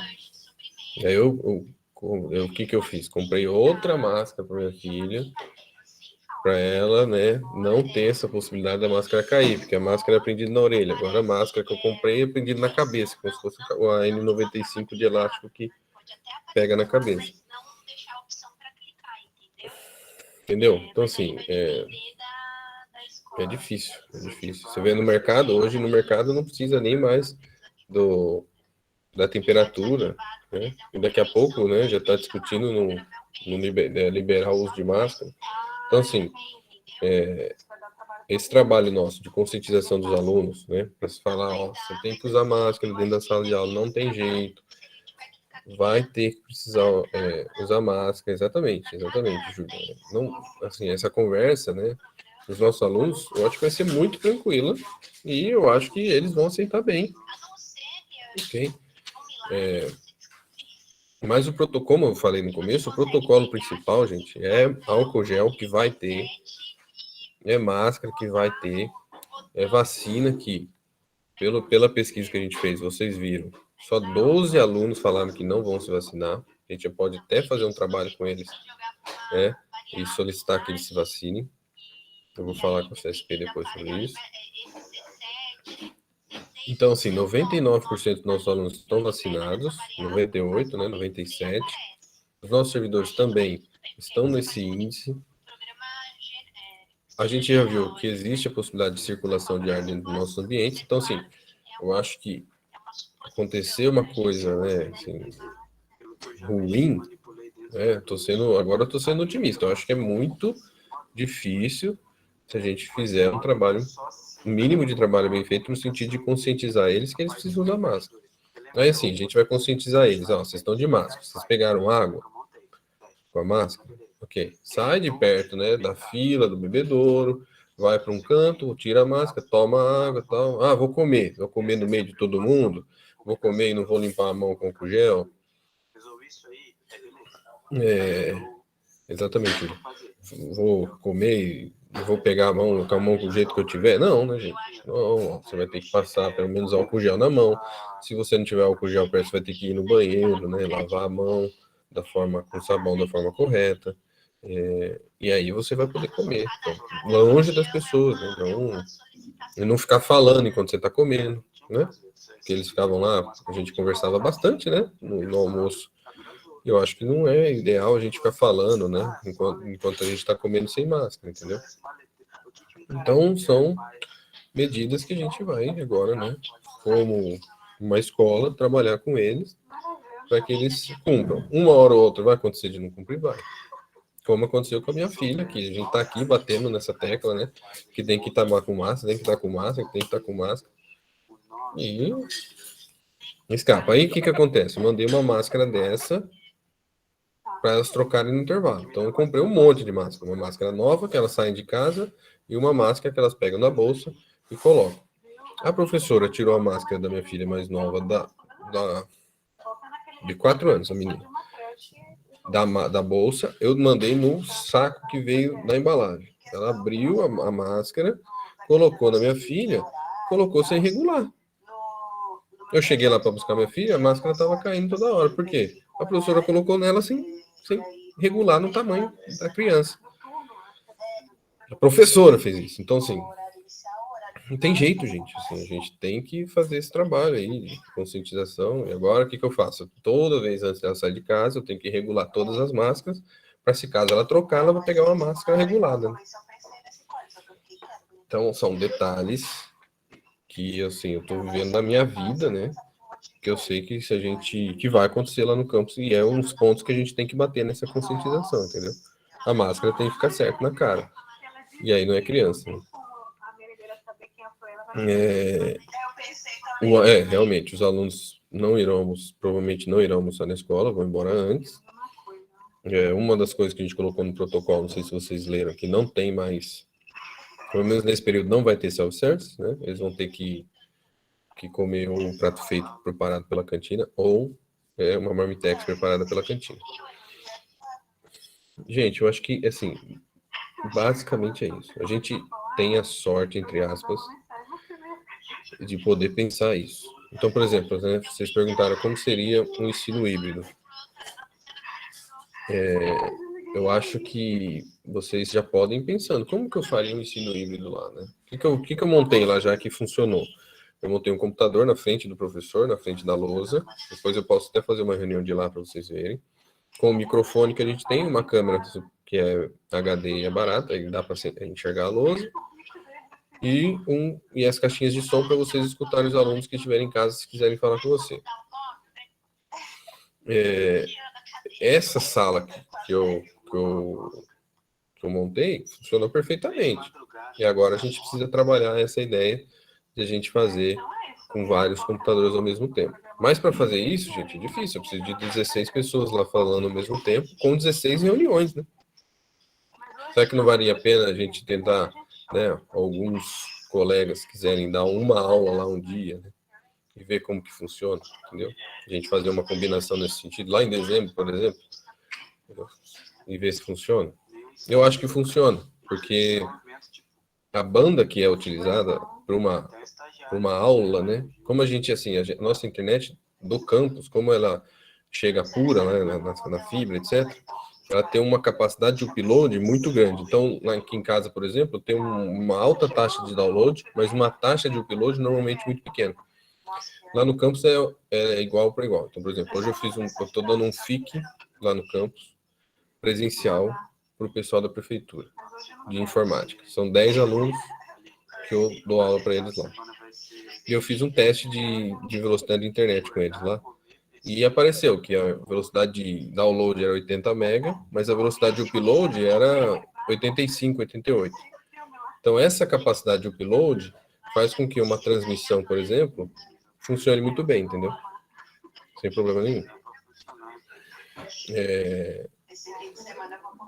Mas tem dia, por exemplo, que eu estou trabalhando no campus que a internet está muito ruim. Então, a gente teria que testar mesmo. Testar e ver o que acontece, entendeu?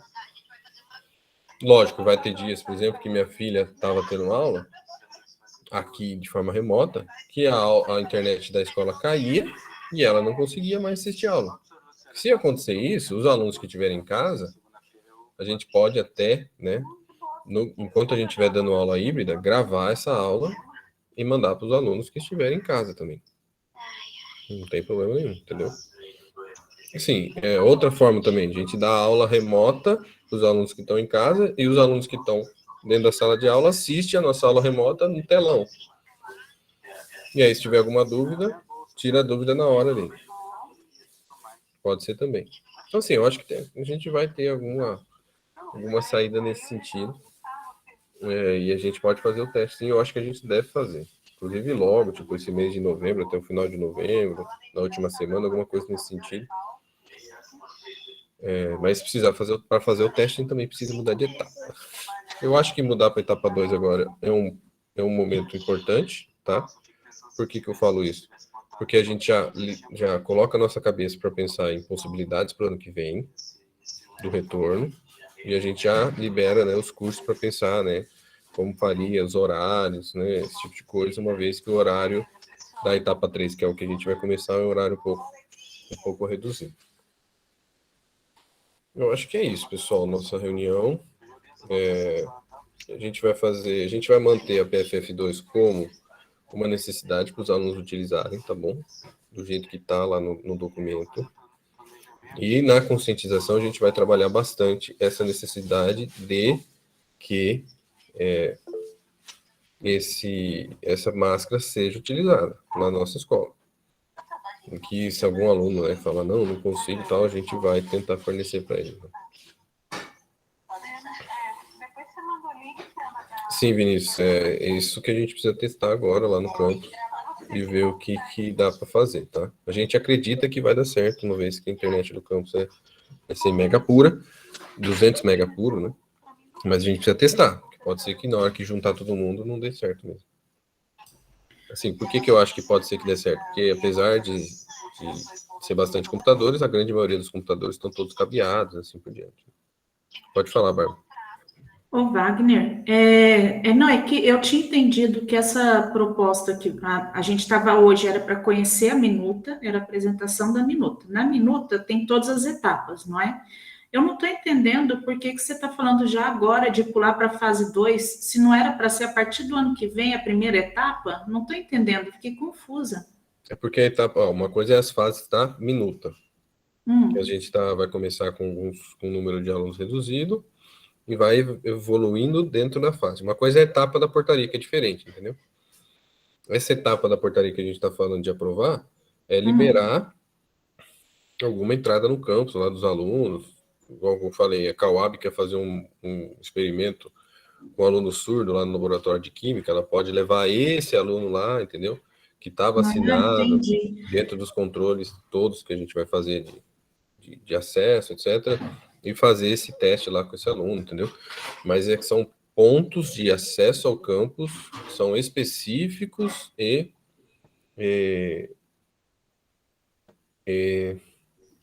programados com antecedência, entendeu? Entendi. Então, as etapas da nossa minuta vão começar a partir da 1 no ano que vem. Exatamente. Tá, e aí, provavelmente, lá a gente vai estar na etapa 3 da portaria ou na etapa 4. A etapa 3 libera o ensino híbrido, ok? E a etapa 4 libera 100%. A gente acredita que a gente vai estar na etapa 3.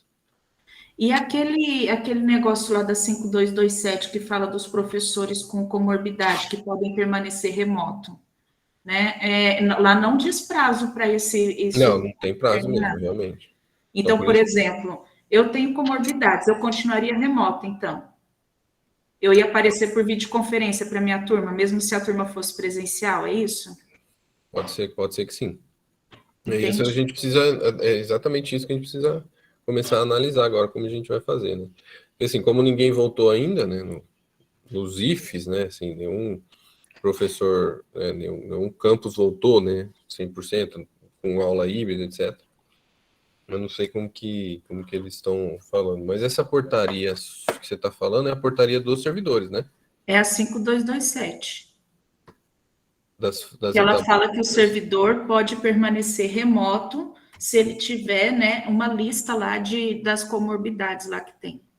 Eu acho que é uma anterior a 5227, não é, Bárbara? Não, 5227 está aqui no item 3, recomendação específica ao servidor. Página 12. Diz lá, entendi. Deverão permanecer em trabalho remoto mediante autodeclaração servidores enquadrados no rol abaixo. Aí vem uma lista das comorbidades, da situação de risco. Tá certo. Tá até na minuta também, não tá? Qual artigo, gente? Eu acho que na minuta eu acho que tá, Wagner. Nessa portaria que eu não vi. É a seção 3, recomendações específicas aos servidores, página 12. A portaria que eu tô vendo, 5227, só tem 10 páginas. Débora, você tá... eu estou vendo o protocolo de biossegurança. É outro. É outra. É que para mim no link que apareceu, é o protocolo de biossegurança. Desculpa, falei errado. Eu sabia que eu tinha lido isso em algum documento, mas na 5227... eu que falei errado, desculpa. Esse protocolo está com base na portaria 90, que também prevê isso, né? Se o servidor se autodeclarar, etc., pode ficar remoto. Entende? Então, nesse caso, seria assim, se a turma quiser ir presencialmente, vai lá presencialmente e o professor aparece no telão, é isso? Teoricamente, sim, né, Bárbara? Se essas regras se manterem até fevereiro, sim. Entendi. A questão de fevereiro 100%, assim, que eu fico pensando, é que eu fico preocupada porque as cidades estão liberando o carnaval, né? São Paulo aí liberou carnaval, bloco e tudo. E vai ser bem na época da volta às aulas, entendeu? É verdade. E muitos de nós, professores, estaremos na época de fazer o reforço da vacina, ou seja, a gente vai estar desprotegido. Então, mais fragilizado, né, da vacina. Então, eu acho muito perigoso, entendeu? Voltar 100% ali. Acho que tem que fazer as etapas com calma, sem pressa. Até porque a gente ficou 2 anos longe de todo mundo. Tem professor que cada um teve um problema específico, né? Os alunos também. A gente não sabe como é que vai ser quando tiver todo mundo junto, entendeu? Sim. Pode ser que seja tudo bem, pode ser que as pessoas tenham medo. A gente tem pessoas que ficaram com fobias e tal, né? E a gente tem que colocar 100% todo mundo de uma vez ali, porque o mercado falou que pode. Acho difícil. Tem razão, eu acho que a etapa 3 é muito importante por isso, Bárbara. Até por causa da fobia social que a gente tem também. Eu não consigo me imaginar indo num carnaval lotado. Assim, mesmo se eu tivesse tomado a terceira dose da vacina de reforço, Bárbara, sabe? Para mim é surreal você imaginar um... Nunca mais. Carnaval, então, mas eles estão fazendo isso, né? Eles vão liberar falou, isso. É verdade, vai coincidir, acho que é em março o carnaval, né? Então, e aí, em fevereiro, começam os bloquinhos de rua, as coisinhas, né? Os movimentos. Então, eu fico bem... Imagina carnaval com máscara, correndo, suando, pulando, beijando. Não usa, né? Não usa, né, Paulo?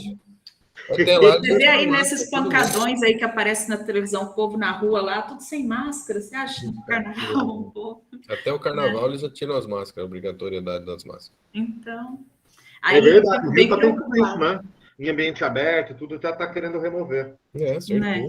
Então, aí você imagina, aí vai todo mundo lá, brinca, e aí a gente se encontra fechado na sala de aula. Ai. O negócio é na semana do carnaval ter aula, Bárbara. Boa, Wagner. Ninguém vai. Ai, gente. Tá bom, obrigada, hein? Um abraço para vocês. Achei boa a reunião, tá? Boa. Eu acho que foi boa a reunião, a gente conseguiu tirar algumas dúvidas. Gente, vai ter dúvida, tá? A gente vai tirando, a gente vai conversando e vai trabalhando agora na conscientização do retorno para os alunos do ano que vem. E aí eu preciso de todo mundo, né? Força total para a gente fazer isso juntos e falar para os nossos queridos alunos e nossa comunidade como um todo, né? Professores, servidores, o que a gente precisa fazer agora. Beleza, gente? O que a Lívia perguntou aqui? Se o uniforme é obrigatório no campus, no IFES... Não é. Pode ser, a gente comprou o uniforme de 2020. Na realidade, a gente não comprou, tá, gente? A reitoria deu o uniforme pra gente. E aí a gente vai distribuir para os alunos o uniforme. Se o aluno quiser ir de uniforme, ele pode ir. Tem muito aluno que gosta de fazer as camisetas de uniforme, agasalho, convida até para guardar as roupas de passeio, né? Mas não é obrigatório, Guilherme. Beleza, gente. Acho que fechou, tá? Ó, se tiver alguma novidade na terça-feira, assistam o Concam, participem no chat, sigam o canal. Curtam e tiquem o sininho lá para. Curta e compartilhem. Agora, a próxima etapa é Concam, então, segunda-feira, às 14h30, né, Wagner? Isso. Mauri, segunda-feira, 14h30, ainda é a reunião da comissão, não? Nós vamos ter também a nossa... Como é que vai ser? Então... Mas e aí? E Concam não é terça? Eu não sei, gente, tô meio perdido. É segunda ou é terça? Assim, na segunda-feira não precisa fazer reunião da comissão. Tá, não, então a gente deixou segunda, se tivesse alguma correção, alguma coisa para rever. O Valdir está falando aqui que é terça o Concam, né? Isso, aí eu chamo vocês para terça-feira também a comissão apresentar para o Concam, no mesmo esquema que a gente fez aqui. A comissão apresentar para o Concam na terça? Se possível. Tá bom. Eu tinha marcado porque você TCC, mas eu desmarco. Fundamental. Tá bom. Foi muito boa a sua explanação, Débora. Assim, demais. Assim. Parabéns. Obrigada. Esse negócio da chuva eu vou tentar. Muito acadêmico. Olha, Wagner, pessoal, o negócio da chuva, é o que vocês falaram, eu acho que a decisão já está tomada. O que vocês disseram? Qual que é a conclusão? Ambiente fechado não pode ficar. Então, se tiver que fechar a sala, seja por causa da chuva, seja por causa do sol, não dá para ter aula naquela sala. Pronto, é simples assim. Se tiver um espaço lá fora que o professor possa levar o aluno nesse momento para algum outro espaço e continuar a aula, beleza. Se não tiver, paciência, vai para o remoto. Vai colocar uma atividade no Moodle e toquemos a vida.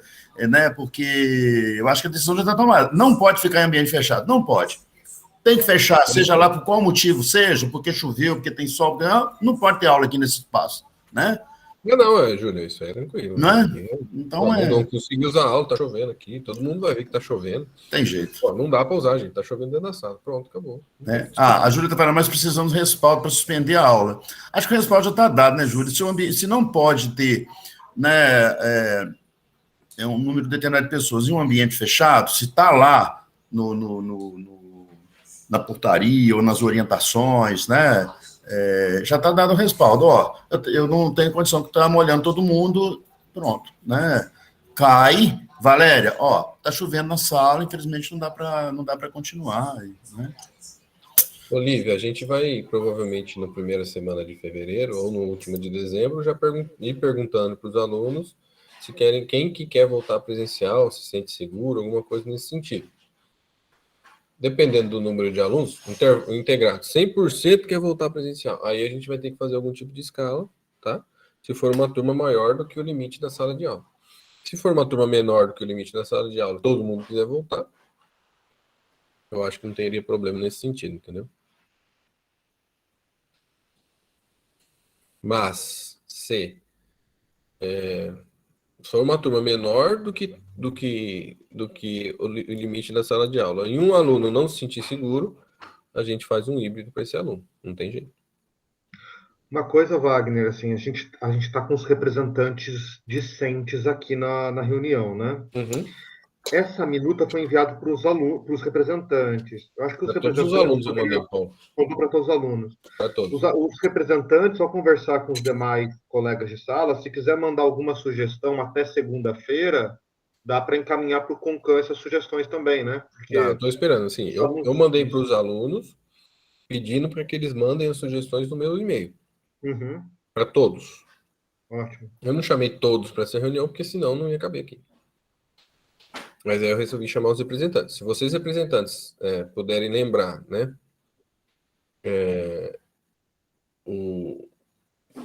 Lembrar os alunos, né? Disso tudo que a gente discutiu. Deixa eu ver, Mariana, se eu acho o e-mail que eu mandei aqui. Só um minuto. Ó, os documentos que a gente falou, Wagner, que está pedindo é o 5227, o protocolo de biossegurança, a minuta. Qual outro documento que a gente falou aqui hoje? Calma aí que eu mandei um link no e-mail. Calma aí. Na verdade, eu mandei no Swap. Deixa eu achar aqui minha mensagem que eu enviei. Calma aí.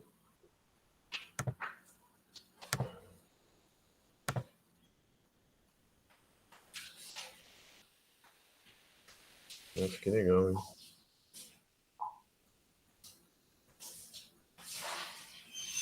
O que está acontecendo, hein, com o Swap? Está aparecendo tudo para mim. Tá para com vocês assim também? Eu mandei no dia 18. Também, com datas. Mandei no dia 18.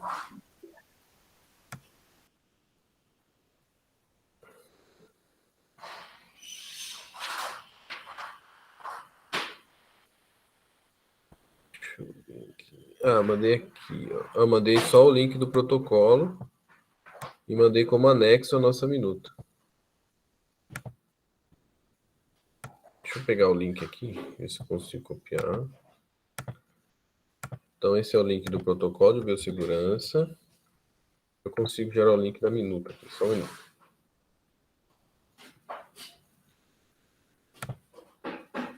Minuta.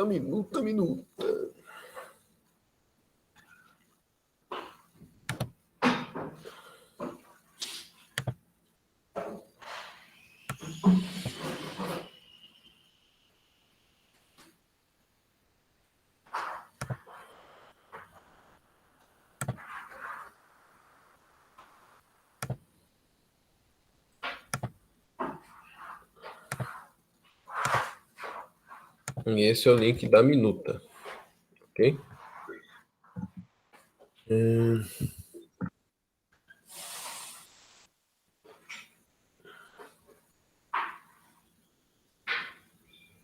Então, eu mandei o link da minuta, que é esse aqui, e tem o link do protocolo. Tem uma pergunta aqui sobre o transporte, é isso? Um minuto. A Lívia, o representante, a maioria está preocupado com a questão de transporte, mesmo, e a questão de horários e possíveis novas adaptações com as disciplinas e os professores. Sim, pessoal. Os horários a gente vai tentar tirar desse horário de pico do transporte público. Inclusive, eu vou pedir para a JTU se eles têm esses dados de picos de horários, ok? Que eles têm nas linhas por aqui que vem para o Instituto Federal. para a gente fazer essa análise de horários, para os alunos não pegarem transporte em horário de pico, tá bom? Sigamos. É muita informação, gente, por isso que a gente precisa de tempo para planejar. Planejar, tempo. E, ó, a gente demorou, de certa forma, a gente perdeu quase 3 meses aí trabalhando nesses dados, né? Porque a gente também não quis correr para nada, nem precisa, né, tal. Mas a gente também, vocês viram que foi bastante dados que a gente foi acumulando, a gente foi no campus, voltou, tal. Não foi toda semana que a gente conseguiu se reunir, mas eu acho que tá razoável o trabalho que a gente fez. É verdade, Vanessa, tem isso também. E assim, se vocês olharem a minuta, né, etapa 3, se eu não me engano, é no máximo 3 horas, né, Paulo, no campus. Eu acho que era alguma coisa. Tem uma série de regrinhas, tem tempo entre turnos, tem uma série de regrinhas. Isso a gente vai precisar trabalhar, vai. São várias regrinhas. Beleza, gente, vamos falando, tá? Se cuidem, por favor, continue se cuidando, usando máscaras de forma correta. E terça-feira tem mais discussões. Ó, Wagner, pessoal, gostaria de falar só três coisinhas. Também, Paulo. É isso, não foi eu, não. Não foi eu, não. Pode falar hoje. 3 coisinhas. Então, primeira, agradecer aí a participação de todo mundo e que, na verdade, a comissão, na verdade, não está querendo dizer como que tem que ser, né? Está trabalhando para que a gente possa ter um retorno seguro. Então, acho que, por isso mesmo, achei muito legal assim, a participação de toda a comunidade, né? Tem alguma coisa que eu gostaria de sugerir, como foi levantado aqui mesmo, né? Questão da chuva, questão do sol, né? Então, nós estamos trabalhando junto. Tem uma comissão que está tocando isso aí. Primeira coisa, e agradecer a participação de todo mundo mesmo. Depois, no CONCAN, essa apresentação da Débora, de repente, é fundamental, né, Débora? Que você pudesse fazer a mesma apresentação que você fez aqui no CONCAN e a participação, né? E a participação, se possível, também da Raquel Maldonado, né? Para tirar algumas dúvidas também, como foi feito aqui hoje. Então, acho que essa reunião aqui hoje, ela está servindo de um ensaio para a reunião no CONCAN, que também não é para impor nada, né? Nenhuma regra. É para a gente discutir e procurar os melhores caminhos para que a gente possa ter um retorno aí seguro e o mais tranquilo possível, tá bem? Então, são as 2 coisas que eu gostaria de comentar. E a terceira que, quando eu falei aí, se choveu, fecha a sala, a Júlia me perguntou se eu estava bravo, não estou não, tá?